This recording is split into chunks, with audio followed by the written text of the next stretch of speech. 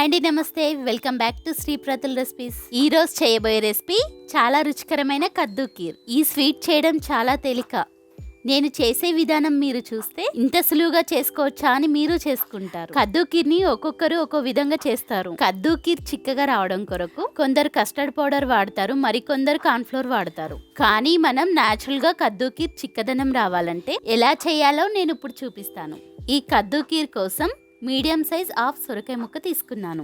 సొరకాయ పైన ఉన్నటువంటి తొక్కను చెక్కుకుని మీకు వీలున్న సైజులో కట్ చేసుకుని ఈ విధంగా తురుముకోవాలి.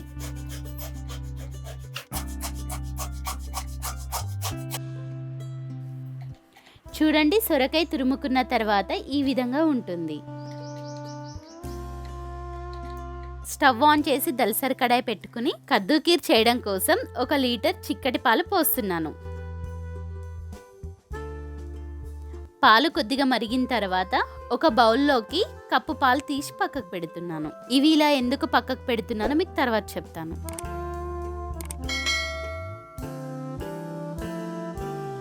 ముందుగా తురిమి చెట్టుకున్నటువంటి సొరకాయ తురుముని ఇప్పుడు పాలల్లో వేస్తున్నాను. ఈ సొరకాయ తురుము సుమారు 200 గ్రాములు ఉంటుంది.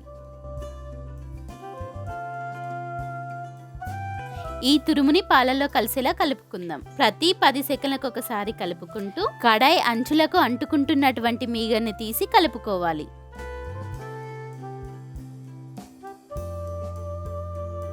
సొరకాయ తురుము ఉడికిందో లేదో తెలుసుకోవాలంటే కొంచెమంత తురుముని నోట్లో వేసుకుని చూసినప్పుడు కచ్చు మనకుండా మెత్తగా ఉంటే ఉడికినట్లే. ఇలా ఉడికినటువంటి సొరకాయ తురుముని పాలల్లోంచి సగం ఒక బౌల్లోకి తీసుకుందాం. ఇప్పుడు 2 గంటలు ముందుగా నానబెట్టుకున్నటువంటి మీడియం సైజ్ సగ్గు బియ్యాన్ని పాలల్లో వేస్తున్నాను. ఈ సగ్గు బియ్యం గాను 1/2 టీ కప్పు సగ్గు బియ్యాన్ని నానబెట్టాను.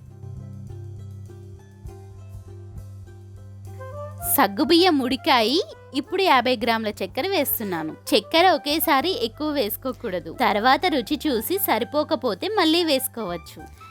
ఇందక్కడ బౌల్లోకి పాలు తీసి పక్కకు పెట్టుకున్నాం కదా, ఈ పాలల్లోకి 50 గ్రాముల చక్కెర లేనటువంటి కోవాని వేసి ఉండలు లేకుండా కలుపుకుందాం. అలా కలుపుకున్నటువంటి మిశ్రమాన్ని ఇందుట్లో వేస్తున్నాను. ఇందక్కడ పక్కకి తీసి పెట్టుకున్నటువంటి సొరకాయ తురుముని మిక్సీ జార్లో వేసి మెత్తని పేస్ట్ చేసి వేస్తున్నాను. ఇలా వేయడం వల్ల కద్దు కీర్ చిక్కగా వస్తుంది. ఇలా వేసినటువంటి పేస్ట్ ని పాలల్లో కలిసేలా కలుపుకుందాం. ఇలా 10 నిమిషాల పాటు మీడియం ఫ్లేమ్ మీద ఉడకనిద్దాం. ఇప్పుడు తీపి సరిపోయిందో లేదో చూసుకుందాం. తీపి తక్కువగా ఉంది, కొంచెమంత చక్కెర వేస్తున్నాను.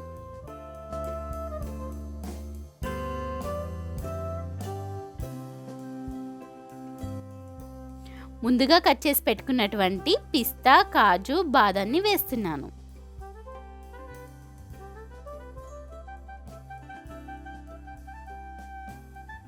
చూడండి, ఎంతో చిక్కటి కద్దు కీర్ తయారైంది.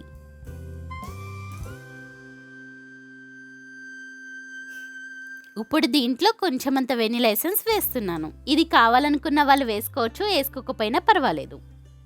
కద్దు కీర్లో చాలా మంది గ్రీన్ ఫుడ్ కలర్ వాడతారు. ఫుడ్ కలర్ ఆరోగ్యానికి ప్రమాదకరం. అసలు ఫుడ్ కలర్స్ వాడకండి. ఈద్ జరుపుకునే ప్రతి ఇంట్లో ఈ కద్దు కీర్ సంతోషంతో కూడిన మధురానుభూతినిస్తుంది. అలానే ఈ కద్దు కీర్ని ప్రతి ఒక్కరూ చేసుకోండి, ఎంజాయ్ చేయండి. ఇలాంటి మరిన్ని వీడియోస్ కోసం మా శ్రీప్రతుల్ ఛానల్ని సబ్స్క్రైబ్ చేసుకోండి.